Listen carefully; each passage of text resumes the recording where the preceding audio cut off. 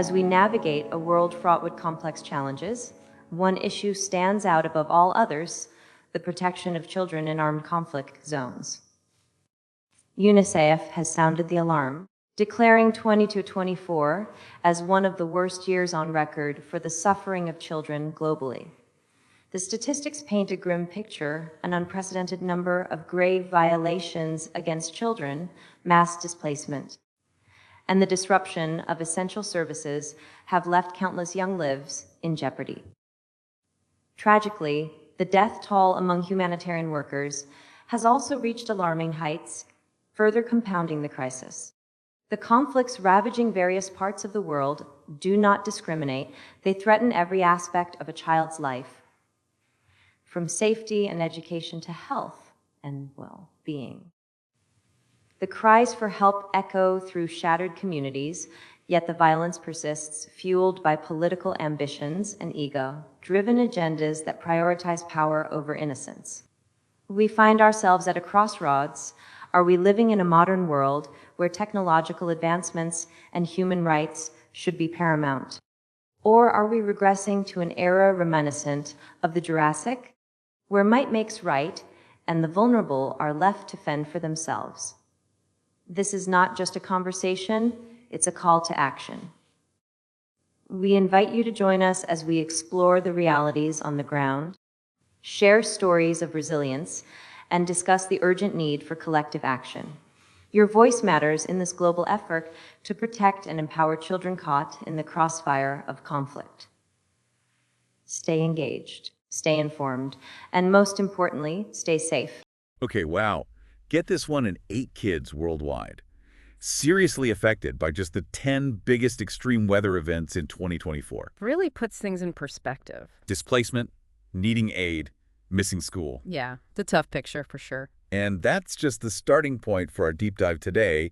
We're looking at, well, how 2024 treated children globally. Focusing on their protection. Right, exactly. Our main guides for this will be reports from Save the Children and UNICEF. And we're also going to be looking at a report from the International Committee of the Red Cross, the ICRC. Which focuses on digital threats to children. So we've got climate-resilient schools, drone deliveries, the alarming rise of preventable diseases, and the importance of children having a say in their own future. It's a big mix. It is. It's a real mix of progress and setbacks. But one thing is clear. Protecting children today requires some really innovative thinking. Absolutely. And a commitment to addressing all these interconnected challenges. Let's start with some good news first. Okay, sounds good. Because, thankfully, 2024 wasn't all doom and gloom. Right. Where were some real wins for children globally? Absolutely. Several countries took some big steps to outlaw harmful practices. Why? Well, Sierra Leone, for example, finally banned child marriage. Wow. Which is a huge win that was largely driven by a powerful campaign. Oh, really? Yeah, led by girls, with support from organizations like Save the Children. That's fantastic to hear. And speaking of big legislative changes, Laos became the first Southeast Asian nation to ban corporal punishment. In all its forms. That's right, all forms. That is a huge step forward. It is. And the Gambia successfully upheld its existing ban on female genital mutilation, or FGM. These legal changes really send a strong message that these practices are just not acceptable. And on that note, for the first time ever. Oh, this is interesting. Yeah, youth representatives had a seat at the G20 summit.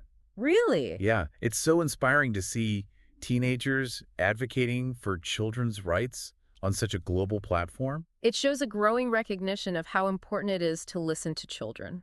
Include them in those decisions that, directly affect their lives. Absolutely. So we've seen real progress legally and politically. Right. But we need to address this big threat looming over everything. Oh, yeah, definitely. Climate change. Yes. That statistic we started with: 1 in 8 children globally impacted by extreme weather. It's a big one. It really highlights how urgent this issue is. Absolutely. Climate change is a child rights crisis. And Save the Children has been doing some really innovative work to try and lessen the impact of climate change on children. For sure. What stood out to you from their reports? Well, their work in Vanuatu, developing cyclone-proof food preservation techniques. Oh, wow. Yeah. Especially after those back-to-back cyclones last year, communities lost so much access to fresh food. Right. So Save the Children, help them turn local produce into these shelf-stable meals that can last for up to 2 years. That's thinking ahead. It is. It's a brilliant example of building resilience at a community level. Empowering people, that's cute. Exactly, and we see that same idea in Pakistan, where they've constructed climate-resilient schools designed to withstand both floods and heat waves, Wow. literally built to weather the storm. Smart. And they even have solar panels. So they have their own power. Sustainable power, that's the future. It is encouraging to see that kind of forward thinking. It is. Another project I thought was great was their boat of affection in Bangladesh. I saw that. That's really interesting. A medical boat bringing essential maternal health care to communities living in the riverine jars, Yeah. which are extremely vulnerable to flooding. Yeah, those areas are so hard to reach. Makes it really difficult for pregnant women to access, the care they need. It's heartbreaking to think about those mothers cut off from essential services. Yeah. Save the Children reported that a huge number of mothers globally will give birth this year without a skilled birth attendant. How many? 24 million. Oh, wow. And 28 million will give birth outside a health facility. Those are really sobering numbers. They are. Highlight the life-saving work of initiatives like the Boat of Affection. Absolutely. Okay, let's shift gears a bit. Okay. We need to talk about another alarming trend in 2024, the concerning resurgence of preventable childhood diseases. Right. We're seeing how all these global challenges intersect here, aren't we? We are. The climate crisis, conflict, the lack of funding, Yeah. all contribute to the spread of these often fatal diseases. It's a recipe for disaster, almost. It is. Save the Children really focused on 3 in particular. Okay. Dengue fever, cholera, and mpox. Right. And the data is really worrying. It is. What were some of the key figures for you? Well, cases of dengue more than doubled this year. Really? Yeah, hitting a record high of 13.3 million. Wow. And the World Health Organization estimates that by 2050, a staggering 5 billion people will be at risk of dengue. That's a terrifying projection. It is. And while the number of cholera cases decreased slightly from last year, the fatality rate increased by a massive 126%. 126. That's unbelievable. It's shocking. And they pointed out that many of these outbreaks occurred in conflict zones Makes sense. where access to healthcare is already limited. Right. It really underscores how conflict makes those vulnerabilities to disease even worse. Exactly. And then there's mpox, Yeah. which saw a major increase in both cases and deaths this year. Particularly affecting children in the Democratic Republic of Congo and surrounding countries. Yeah, it's heartbreaking. They shared the story of Beauty, a 17-year-old girl from Zambia. Okay. Her family was just devastated by a cholera outbreak. No. Her father lost his job. Her mother had to stop teaching. Wow. They were struggling to even put food on the table. These stories bring home the real human cost of these diseases. They do. Behind every statistic is a child, a family, a community struggling. It's a reminder that these diseases are preventable. We have the tools. We do, but we need the resource And the political will. to make it happen. Which brings us to a critical issue Okay. that underpins so much of what we're discussing today. Yeah. Funding. Right. Let's talk about that. UNICEF's 2025 Humanitarian Action for Children appeal is asking for a staggering U.S. $9.9 billion. It sounds like a lot. It does, but it reflects how vast the need is. Right. They're aiming to reach 109 million children across 146 countries. That's a lot of children. But securing that level of funding is a constant battle. I bet. They pointed out that only about half of their requested funding was secured in 2024. Wow. And even the funding that is secured, Yeah. it isn't always distributed in a way that reflects the greatest need, is it? It's not. A significant portion often goes towards high-profile emergencies. Leaving other critical situations underfunded. It's like a vicious cycle. Yeah. The crises that get the most media attention get the most funding. While other, equally deserving situations are left behind. They highlighted the top 5 appeals by funding requirements for 2025. Okay, what were those? Afghanistan, Sudan, the Democratic Republic of Congo, the State of Palestine, and Lebanon. All regions grappling with long-standing crises. Complex crises that often slip from the headlines, but where the needs remain huge. It's not just the scale of the needs, but the diversity too, isn't it? It is. From basic survival, like food and water, to healthcare, education, protection from violence. A complex web. It raises important questions about how we prioritize funding for these different needs. Yeah. How do we ensure that funding is allocated fairly? Reaching those children who are most vulnerable, often forgotten. That's a big question we need to think about. And as if these challenges weren't enough, Oh, there's more. there's another dimension to consider, Okay, the digital world. right. Digital spaces present both incredible opportunities and very real threats for children. They do, and the ICRC, the International Committee of the Red Cross, really brings those threats into focus. In their latest report. It's a sobering read. Yeah. They make this powerful argument for why digital spaces need international cooperation. To protect civilians, and especially children. They argue that these spaces aren't lawless zones. Which is sometimes easy to forget. It is, and that international law needs to be applied online. Just as it is offline. Exactly. They outline 4 worrying trends that are putting children at risk online. Okay, like what? First, the growing use of cyber operations that disrupt essential infrastructure and services. Hospitals, schools, communication networks. Oh, wow. All increasingly reliant on digital systems. Right. Disruptions to these systems can be life or death. Especially in conflict zones. It's a scary thought. It is. It shows how interconnected our physical and digital world have become. Right. And then there's the issue of harmful information online. Yeah, which can have a bigger impact on vulnerable groups like children. Like what kind of information? Disinformation, hate speech, content that incites violence. It's a toxic online environment. It is, with real offline consequences. It's a challenge for sure, requires a multi-pronged approach. For sure, from educating children about online safety to holding social media platforms accountable for the content they allow to spread. They're their third concern. The blurring of lines between civilian and military actors in the digital realm. Interesting. It's getting harder to know who's who online. Right. And that ambiguity puts civilians, including children, at greater risk. Raises complex questions. It does, about the rules of engagement in cyberspace. And the need for greater transparency from everyone. Absolutely. And lastly, they highlight data breaches and disinformation that erode trust in humanitarian organizations. Like? Imagine hackers stealing data about vulnerable children. Or spreading lies to discredit aid groups. That undermines the entire humanitarian response. It does. The ICRC makes a compelling case that we can't ignore these digital threats. We have to find ways to harness the power of technology to protect children. Not expose them to further harm. Exactly. And speaking of harnessing power, Okay. our deep dive wouldn't be complete without talking about the power of child participation. Right. Let's end on a hopeful note, a note of empowerment. Yeah. Despite the challenges, children aren't passive victims. They're agents of change, Exactly. say the children. Shared a fantastic story about Vipaya, a young climate activist from Vanuatu. Yeah.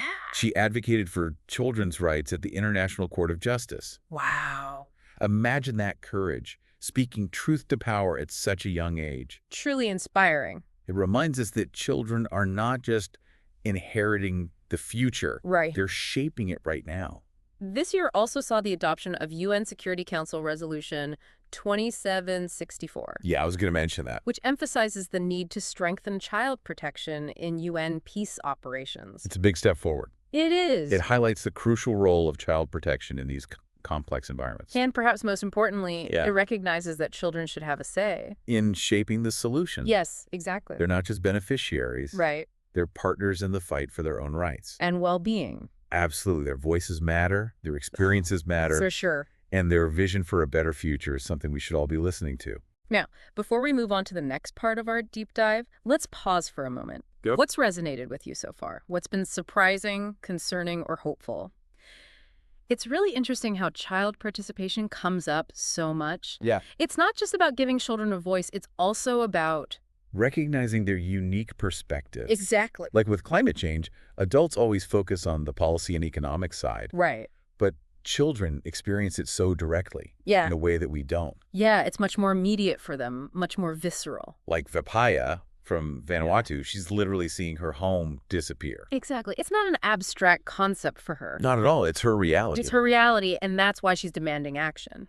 It's amazing. It's just a powerful reminder that children aren't just, passive inheritors of the future. Right. They're actively shaping it. Now, we've talked about Save the Children's work, but we haven't looked much at the data from UNICEF's 2025 Humanitarian Action for Children report. Yeah, let's take a closer look at that. There's a lot to unpack there. There is, and those numbers paint a pretty stark picture. They do, and they highlight the crucial role UNICEF plays in responding to these challenges. So they're aiming to reach 109 million children with humanitarian assistance in 2025. That's a huge number. Where are these children located, and what are their most urgent needs?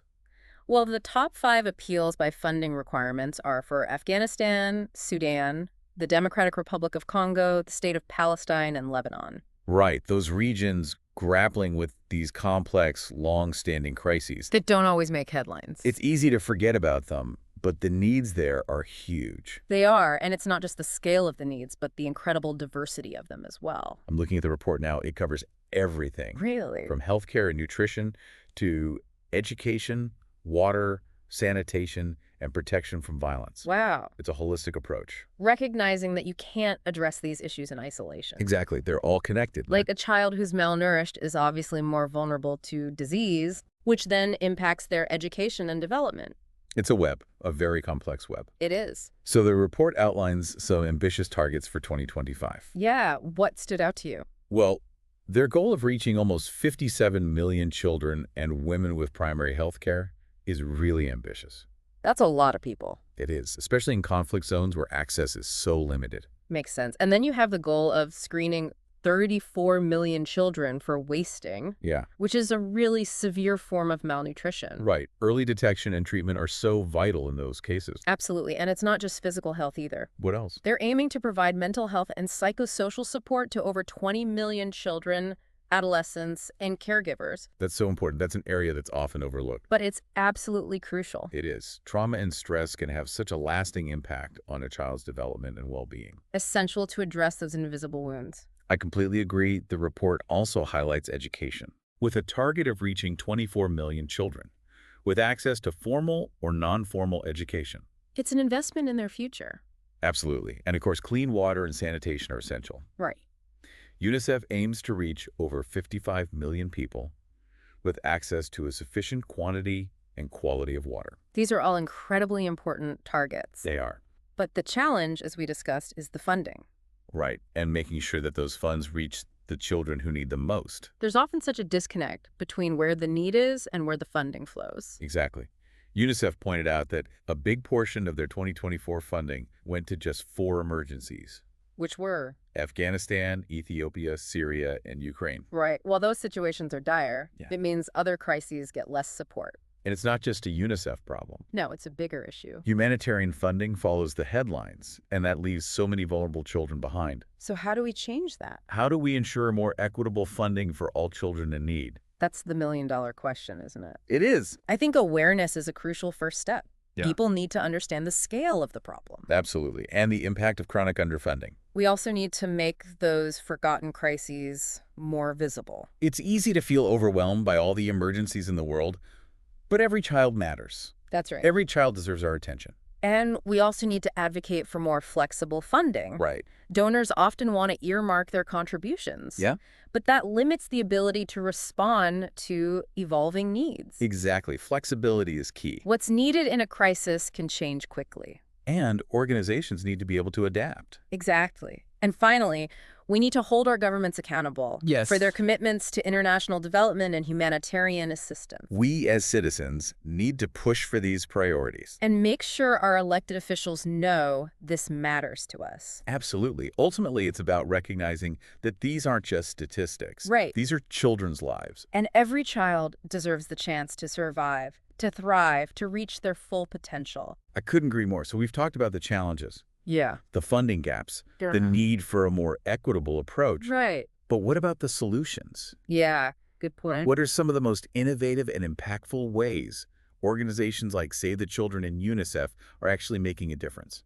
That's a great question. And thankfully, they've provided some truly inspiring examples. Yeah, It's not all doom and gloom. There are people out there making a real difference. absolutely. Let's start with Save the Children's work on climate change adaptation and disaster risk reduction. Yeah, We touched on this earlier, but it's worth looking at in more detail. I agree. Their approach is remarkable. They're going beyond just responding to emergencies. Right. They're helping communities prepare for and lessen the impacts of climate change. Like with their food preservation project in Vanuatu, Yeah, they're building food security in a region that's so vulnerable to cyclones. exactly. And in Pakistan, those climate resilient schools are so important. Right. Children can continue learning, even with extreme weather. And it's not just about the buildings themselves. Yeah. It's about empowering To communities, take ownership of their resilience. like with the Boat of Affection in Bangladesh. Simple but effective. So effective. Delivering essential health care to those hard-to-reach communities. And speaking of reaching the vulnerable, their drone delivery program in India is another great example of innovation. Drones delivering life-saving aid. To communities cut off by floods or landslides. It's incredible, like something out of a movie. It is, But- but it's a reality thanks to Save the Children. And they're not just using them for delivery, Mm. they're also using drones for data collection and mapping. Which means they can respond more effectively and understand the needs of those communities. It's all about using technology in a way that benefits children. Absolutely. So Save the Children is really pushing boundaries, They are. but UNICEF is doing amazing work as well. Absolutely. Their work on early childhood development is so impressive. The first 1,000 days of a child's life, So crucial. so critical for their development. And they're taking a holistic approach, not just focusing on physical health, Right, but also cognitive, social, and emotional development. nurturing the whole child. Exactly.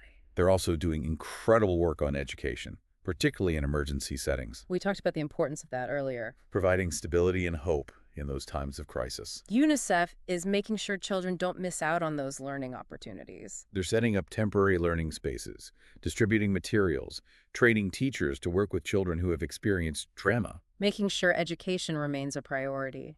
no matter what. That commitment is so important, and their work on child protection is equally impressive, Yeah, working to prevent and respond to all forms of violence against children. including sexual exploitation, trafficking, child labor. It's hard to even think about these issues, It is. but we have to acknowledge them. And support the organizations fighting to protect children. Exactly, and UNICEF isn't just working on the ground. No, they're working to strengthen those child protection systems at a national level. Which is so important for creating lasting change. It is. It's clear that both Save the Children and UNICEF are making a real difference. They are. It's inspiring. It is, and it's a reminder that we can all do more to protect and support the most vulnerable. It's not just about the big organizations, is it? No, it's not. We all have a role to play. What can we do as individuals to make a difference? You're right, it's easy to feel overwhelmed by it all, but we can all make a difference. So what can people actually do?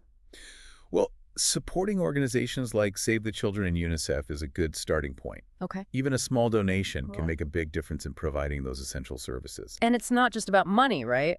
We can volunteer our time, raise awareness, Absolutely, every action counts. advocate for policy changes. Yes, and we can also be mindful consumers, Oh, interesting. supporting businesses that, have ethical and sustainable practices that benefit children. I love that. Using our everyday choices to make a difference. And it goes back to that idea of interconnectedness. Yes, Everything we do has an impact, it does. and we can choose to make that impact a positive one for children. It's about shifting our mindset, Yeah. seeing children as partners in creating a better future. And that brings us back to child participation. Right. It's not enough to just talk about children's rights, We need to create spaces for them to actually participate. like that UN Security Council resolution, Resolution 2764. It's not just about systems. Right. It's about ensuring children's voices are heard. Their needs are at the forefront, They're not just passive recipients, they're active agents of change. and they often have the most insightful perspectives. Think about Vapaya. She's not waiting for adults to fix things. She's demanding action now. Her story and the stories of so many others should inspire us to listen to young people To value their input. and create opportunities for them to lead. Absolutely. Their courage and determination is remarkable. It is. So as we wrap up this deep dive into child protection in 2024, what's the one thing you hope our listeners take away from this conversation? I hope they come away with a sense of both urgency and hope. Urgency, because the challenges are real and we need to act. Yeah. But hope, because there are amazing people and organizations working to create a better world. And we can all be part of that. We can, Beautifully said. We can all make a difference. And on that note, yeah, I think we'll leave our listener with a final thought. okay. Given everything we've discussed, climate change, conflict, poverty, disease, but also the resilience of children, the innovation, the unwavering spirit of those working to protect them, Right. what bold, innovative solutions can we create to ensure every child has a chance to thrive? That's a question worth thinking about. It is. Thanks for joining us on this deep dive. Until next time, keep learning, keep questioning, and keep fighting for a brighter future for every child.